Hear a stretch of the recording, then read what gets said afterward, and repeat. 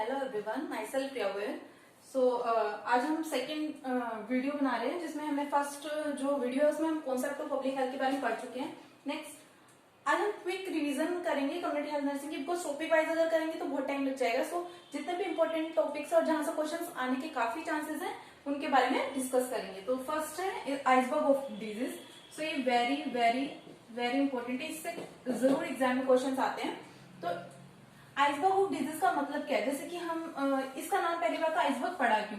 अगर हम बात करें ग्लेशियर्स की तो वहां पे क्या होता है, बर्फ टूट टूट के पानी के ऊपर जम जाता है। तो जब पूरा एक नदी टाइप से मान लो और वहां पे कहीं एक बीच में बर्फ जम गया तो ऊपर हमें जो है बर्फ का छोटा सा दिखाई देता है डला टाइप से, लेकिन जब आप उसको नीचे देखेंगे तो नीचे जो है उसकी परछाई उसी जो पानी के ऊपर है वो आपको ढलान जो है बर्फ की बहुत कम दिखाई देगी, लेकिन अगर उसकी परछाई नीचे देखे पानी में तो वो बहुत ज्यादा होगी। तो सेम इसी कॉन्सेप्ट पे जो है आइसबर्ग ऑफ डिजीज काम करता है।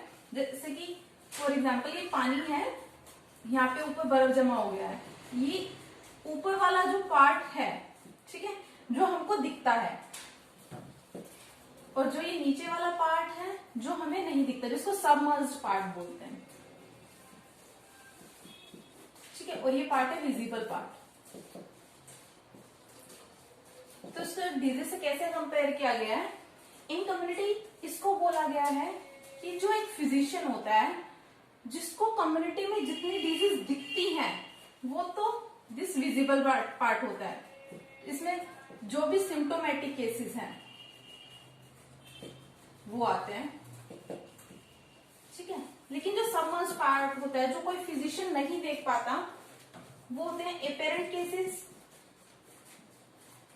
या कोई भी लेटेंट केसेस हो, या अनडायग्नोज्ड केस हो,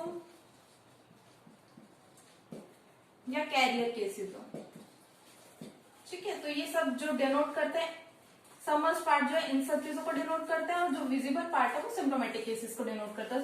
क्वेश्चंस क्या आते हैं कि जो आइसबर्ग में अपर वाला पार्ट है वो क्या शो करता है? वो ये शो करता है कि जो एक फिजिशियन किसी कम्युनिटी में देखता है जिसको हम सिम्प्टोमेटिक केसेस बोलते हैं, और जो हिडन पार्ट है यानी कि छिपा हुआ पार्ट या सबमर्ज मतलब डूबा हुआ पार्ट जो है वो जो एक फिजिशियन कम्युनिटी में नहीं देख पाता, जिसके अंदर apparent cases, latent cases, undiagnosed cases और कैरियर केसेस आते हैं। तो क्वेश्चन आ सकता है कि कैरियर केसेस किसके अंदर आते हैं, तो विजिबल या सबमर्ज पोर्शन। तो ये था आइसबर्ग ऑफ डिजीज। नेक्स्ट बात करते हैं कॉन्सेप्ट ऑफ डिजीज और स्टेजेस ऑफ इन्फेक्शन। सो मतलब इसमें हम कुछ स्टेजेस देखेंगे, ठीक है। कॉन्सेप्ट ऑफ डिजीज, तो आपको इसको लाइक जैसे ही लिखे हुए सीक्वेंस है वैसे ही याद करना। तो इसके लिए एक ट्रिक है जिससे आप याद रख सकते हैं, IPFDC, ठीक है। तो जैसे इसको ऐसे मैंने याद किया है कि IPS होता है तो S की जगह F आ जाएगा, और DC एक जो पोजीशन होती है IPFDC, ठीक है। तो इसके बाद जैसे इस कॉन्सेप्ट ऑफ डिजीज का मतलब है कि जब एक इन्फेक्शन किसी पर्सन को होता है तो स्टेजेस किस किस फॉर्म में प्रोग्रेस करती हैं, तो उन स्टेजेस को एक सीक्वेंस वाइज लिखा गया है। तो सबसे पहले बात करते हैं इंक्यूबेशन पीरियड। इंक्यूबेशन पीरियड की बात करें तो जैसे कि कोविड चल रहा है तो हमें पता है हर कोई बोल रहा है कि 14 दिन के लिए क्वारंटाइन रहना है, तो वो 14 दिन यानी कि वो क्वारंटाइन में जो 14 दिन इंक्यूबेशन पीरियड रखा गया वो क्या है? तो इंक्यूबेशन पीरियड का मतलब है जब भी कोई पर्सन है उसको अगर डिजीज हो गई तो ऐसा तो नहीं है कि आज इस पर्सन को डिजीज हो गई तो आज ही साइन एंड सिम्टम आने लग जाएंगे, आज ही वो बीमार हो जाएगा। तो जब इस पर्सन को डिजीज होती है तो इस बीच में जितने टाइम पीरियड में उसको साइन एंड सिम्टम नहीं आते हैं, जितने टाइम पीरियड में उसको जो फर्स्ट एंड साइन सिम्टम नहीं आएंगे वो होता है इंक्यूबेशन पीरियड। मतलब इस बीच में वो क्या रहेगा?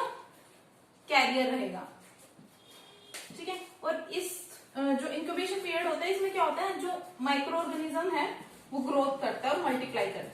ये दो चीजें इंपॉर्टेंट है। क्या होगा? इंक्यूबेशन पीरियड में माइक्रो ऑर्गेनिज्म है, उस पर्सन की बॉडी में एंट्री कर चुका है बट अभी तक उसने कोई साइन एंड सिम्टम्स नहीं दिखाए।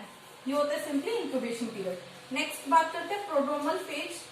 तो इसको हम एक ट्रिक से याद रख सकते हैं, एग्जैक्ट मीनिंग वो नहीं। प्रो मतलब पहले, डर्मल मतलब ड्रोमल मतलब डिजीज, ठीक है। यानी कि अभी उस पर्सन को डिजीज हुई नहीं है एग्जैक्टली, बट उसको जनरलाइज साइन एंड सिम्टम्स आने लग गए हैं, ठीक है। डिजीज से पहले जब भी हमें कोई बीमारी होती है, कोई स्पेसिफिक, फॉर एग्जाम्पल बात करें हम कोविड की, ठीक है, जो स्पेसिफिक, वैसे तो इसके कफ, फीवर और ये वाले साइन एंड सिम्टम्स है, बट नॉर्मली हमें क्या होता है कि भूख लगने कम हो जाती है या हमारे टेस्ट बड खराब हो जाते हैं। तो जो जनरलाइज साइन एंड सिम्टम्स आते हैं, मलेज होने लग जाता है, तो वो होते हैं किसमें, प्रोड्रोमल फेज में। और इस टाइम, और ये बहुत ही कंटेजियस फेज होती है। कंटेजियस फेज का मतलब है कि इस टाइम के अंदर जो पर्सन है वो अगर किसी और के कांटेक्ट में आ रहा है तो डिजीज बहुत जल्दी दूसरे इंसान को फैल जाएगी। तो ये होता है प्रोड्रोमल फेज। नेक्स्ट बात करते हैं फास्टिडियम। जैसे नाम से पता चल रहा फास्ट, तो कैसे याद रखना, फास्ट मतलब फुलनेस, एफ से फास्ट, एफ से फुलनेस, मतलब जो डिजीज आपने पीक पॉइंट पे होगी, यहाँ पे जो डिजीज है एकदम फुलनेस वाले स्टेज में होगी। जो भी स्पेसिफिक साइन एंड सिम्टम्स हैं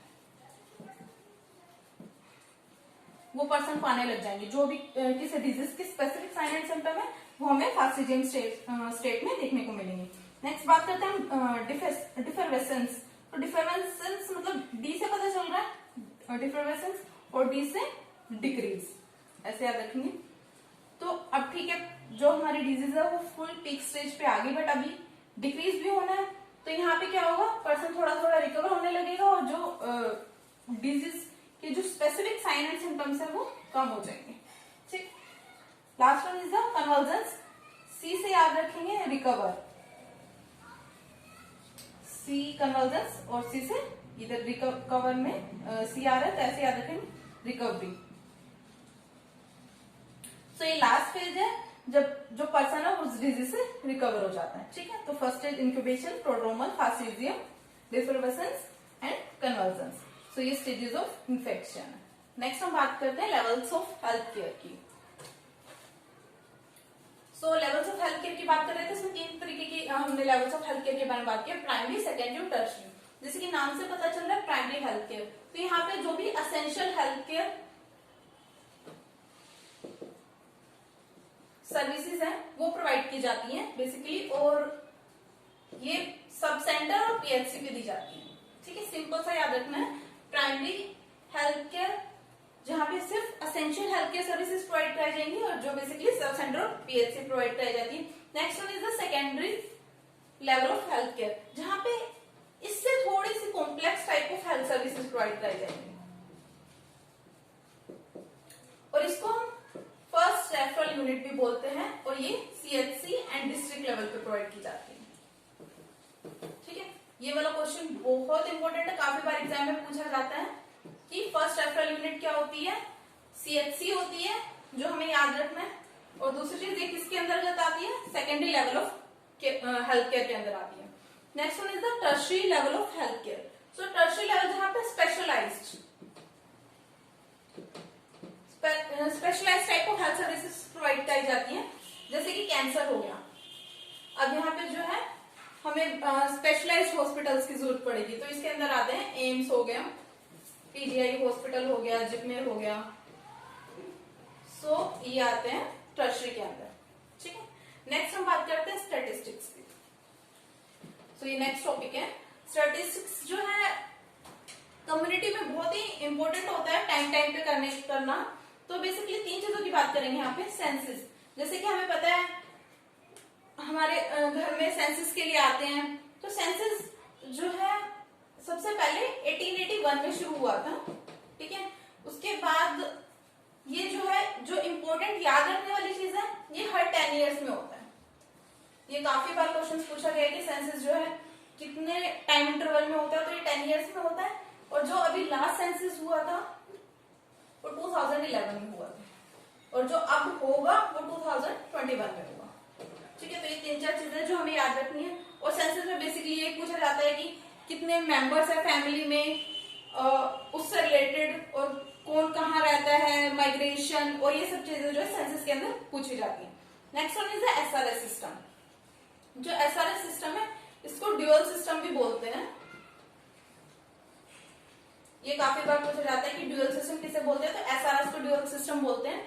और ये ड्यूअल सिस्टम क्यों बोलते हैं, बिकॉज इसमें जो स्टैटिस्टिक्स जो की जाती है वो हर 2 महीने में की जाती है, सॉरी हर 6 महीने में की जाती है, और साल में 2 बार की जाती है, ट्वाइस इन अ ईयर। और इसमें बेसिकली क्या देखा जाता है, बर्थ रेट और डेथ रेट, ये 2 बहुत ही इंपॉर्टेंट चीजें जिसके अंदर एसआरएस में देखी जाती है, बर्थ रेट और डेथ रेट। ठीक है, नेक्स्ट बात करते हैं registration of vital events. Registration of vital events में क्या है कि जैसे हमें पता है कि बर्थ हो गया, डेथ हो गया, मैरिज हो गई, ये सारी चीजें ऐसी होती है कि हमें इनको रजिस्ट्रेशन कराना पड़ता है। तो बात करें अगर हम बर्थ की, तो विद इन 14 डेज में हमें इसका रजिस्ट्रेशन कराना होता है। नेक्स्ट बात करें हम डेथ की, तो विद इन 7 डेज। और अगर कोई पर्सन जो ये लिमिट दी गई है टाइम की, उसके अंदर रजिस्ट्रेशन नहीं कराता है, तो उसको 50 रुपीज का फाइन होता है। ठीक है, तो एक बार मैं क्विक रिवीजन करा देती हूँ। सो फर्स्ट हमने बात की आइसबर्ग ऑफ डिजीज की, तो इसमें 2 ही चीजें याद रखनी है हमें। जो ऊपर वाला पार्ट है इसको हम डिमार्केशन लाइन बोलते हैं, याद रखना, डिमार्केशन लाइन। जो ऊपर वाला पार्ट है जिसको विजिबल पार्ट बोलते हैं, जो नीचे वाला पार्ट है उसको सबमर्ज पार्ट बोलते हैं। फिजिशियन इसको देख पाता है जिसके अंदर सिम्टोमेटिक केसेस आते हैं, और जो ये सबमर्ज पार्ट है जिसको फिजिशियन नहीं देख पाता कम्युनिटी में, जिसके अंदर apparent cases, latent cases, undiagnosed cases और कैरियर केसेस आ सकते हैं। ठीक है, ये बहुत ही इंपॉर्टेंट है। नेक्स्ट बात करते हैं स्टेजेस ऑफ इन्फेक्शन की, तो इसको ट्रिक से याद रखना है, आईपीएफ डीसी। आईपीएफ ऐसे याद रखना है कि आईपीएस एक पोस्ट होती है, देन डीसी, तो एस के लिए बस एफ याद रखना है। ठीक है, देन आईपीएफ डीसी, आई से इंक्यूबेशन पीरियड, पी से प्रोड्रोमल, एफ से फास्टिजियम, डी से डिफरेंसेंस, सी से कन्वर्जेंस। तो इंक्यूबेशन पीरियड क्या होता है, जब कोई भी माइक्रो ऑर्गेनिज्म हमारी बॉडी में एंटर कर देता है और वो ग्रोथ करता रहता है, लेकिन स्पेसिफिक साइन एंड सिम्टम्स नहीं आते हैं। ठीक है, प्रोड्रोमल पीरियड क्या होता है, इसको ऐसे याद रखें, डिजीज होने से पहले एक जो स्पेसिफिक डिजीज के साइन एंड सिम्टम होने से पहले जो जनरलाइज्ड साइन एंड सिम्टम्स आते हैं वो किसके अंदर होते हैं, प्रोड्रोमल फेज के अंदर होता है, जिसके अंदर पर्सन जो है हाईली कंटेजियस होता है। नेक्स्ट जो बात करते हैं फास्टिजियम, एफ से याद रखना फास्टिजियम, एफ से याद करना फुलनेस। तो मतलब जो पर्सन है वो इलनेस की फुलनेस स्टेज पे होता है, यहाँ पे जो स्पेसिफिक साइन एंड सिम्टम्स है उस डिजीज के पर्सन को आने लग जाएंगे। अगला है डिफर्वेसेंस, जिसके अंदर डी से याद रखना है डिक्रीज, तो जो साइन एंड सिम्टम्स है वो कम होने लग जाएंगे इस फेज में, तो डिफर्वेसेंस होती है ये phase. Next one is convergence, तो रिकवर से याद रखना है CRI और कन्वर्जेंस, तो यहाँ पे पर्सन जो है रिकवर हो जाएगा। अगला टॉपिक था लेवल्स ऑफ हेल्थ केयर, तो 3 तरीके के लेवल्स ऑफ हेल्थ केयर होता है, प्राइमरी, सेकेंडरी एंड टर्शरी। जो primary level of health care है वहां पे जो है essential health care services provide की जाती है, जो बेसिकली सब सेंटर और पीएचसी पे दी जाती है। Secondary level of health care जो है जिसमें कॉम्प्लेक्स, जो प्राइमरी से थोड़ी सी कॉम्प्लेक्स होती है हेल्थ सर्विसेज वो प्रोवाइड की जाती है, जिसको फर्स्ट रेफरल यूनिट भी बोला जाता है, जिसमें CHC आता है। तो ये क्वेश्चन काफी बार पूछा गया, CHC क्या है, फर्स्ट रेफरल यूनिट है। और ये जो सर्विसेज है ये CHC और डिस्ट्रिक्ट में प्रोवाइड की जाती है। टर्शरी में क्या आएगा, जहाँ पे स्पेशलाइज्ड सर्विसेज प्रोवाइड की जाती है, जैसे कि कैंसर, जिसके अंदर एम्स, PGI और जिपमेर आता है। नेक्स्ट हम बात करते हैं स्टैटिस्टिक्स की, जिसके अंदर 3 चीजें हमने पढ़ी, census, SRS and registration of vital events. Census जो है सबसे पहले 1881 में शुरू हुआ था, ये हर 10 ईयर्स के इंटरवल पे होता है। लास्ट टाइम जो 2011 में हुआ था, अब जो होने वाला है वो 2021 में होगा। Next one is the SRS system, जिसको ड्यूअल सिस्टम भी बोलते हैं, इसके अंदर बेसिकली बर्थ रेट और डेथ रेट चेक करते हैं। और क्या कहते हैं, इसको ड्यूअल सिस्टम इसलिए बोलते हैं क्योंकि ट्वाइस इन अ ईयर किया जाता है at the 6 month of interval. Next is the registration of vital events. So जो बर्थ है उसको हमें 14 दिन के अंदर रजिस्ट्रेशन कराना होता है, एंड जो डेथ है उसको 7 डेज के अंदर। और अगर कोई इन दोनों के टाइम लिमिट के अंदर नहीं कराता तो उसको 50 रुपीज का फाइन लगता है। नेक्स्ट हम बात करेंगे हेल्थ एडमिनिस्ट्रेशन इन इंडिया। सो ये भी काफी इंपॉर्टेंट टॉपिक है, यहाँ से क्वेश्चन जरूर पूछे जाते हैं। सो फर्स्ट बात करते हैं एट डिस्ट्रिक्ट लेवल, और नेक्स्ट बात करेंगे पंचायती राज के बारे में। सो इन बहुत शॉर्ट में हम इसको पढ़ेंगे, अभी ब्रीफ में नहीं जा रहे हैं, जहां जहां से क्वेश्चन पूछे जाते हैं बस वही पढ़ेंगे। तो सबसे पहले बात करते हैं डिस्ट्रिक्ट की। सो जो डिस्ट्रिक्ट है उसका जो मेन हेड पर्सन होता है वो होता है कलेक्टर। ठीक है। तो डिस्ट्रिक्ट जो है अगेन डिवाइड होती है सब डिस्ट्रिक्ट में, मतलब एक डिस्ट्रिक्ट की बात करें तो उसके अंदर 2 से 3 सब डिवीजन कह सकते हैं, इसको सब डिस्ट्रिक्ट आते हैं, ठीक है। उसके बाद आता है तहसील, जिसको हम तालुका भी बोलते हैं, और जो इसका हेड पर्सन होता है वो होता है तहसीलदार। अब जहां से क्वेश्चन आता है वो ये आता है कि एक तहसील के अंदर 200 से 600 गांव आते हैं, ठीक है। तो क्वेश्चन कई बार आ जाता है कि एक तहसील जो है कितने गांव को कवर करता है, तो एक तहसील के अंदर 200 से 600 गांव आते हैं। अब ये बाइफरकेट किया गया 2 चीजों में, एक तो रूरल और एक अर्बन। अगर हम रूरल की बात करें तो कम्युनिटी डेवलपमेंट ब्लॉक के अकॉर्डिंग एक जो ब्लॉक है वो 100 गांव को कवर करता है। ये भी बहुत इंपॉर्टेंट क्वेश्चन है, काफी बार पूछा गया कि एक ब्लॉक कितने गांव को कवर करता है और एक तहसील कितने गांव को कवर करता है। तो अगर कभी भी कंफ्यूजन हो तो इसको याद रखने का एक तरीका है, जैसे देखिए ब्लॉक लिखा हो BLOC के ब्लॉक, तो ब्लॉक में L और O आ रहा है, तो ये हमें एक 10, इट सीम्स लाइक 10, तो यहां से याद रखना है 100, और जो दूसरे वाला होगा उसके अंदर 200 से 600, तो थोड़ा सा ऐसे आइडिया लग जाएगा, ठीक है।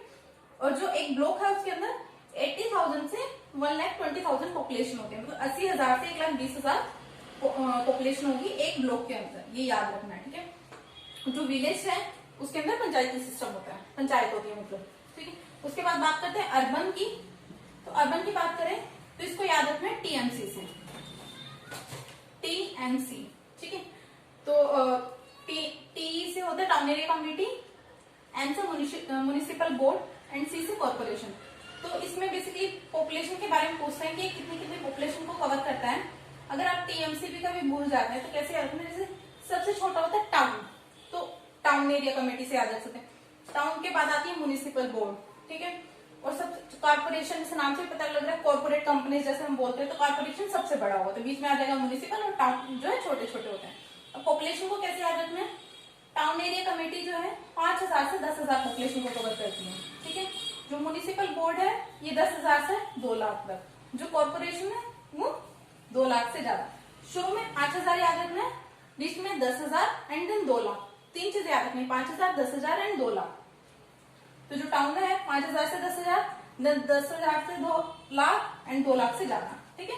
उसके बाद ये पूरा खत्म हो गया हमारा health administration at district level. Next बात करते हैं पंचायती राज सिस्टम की।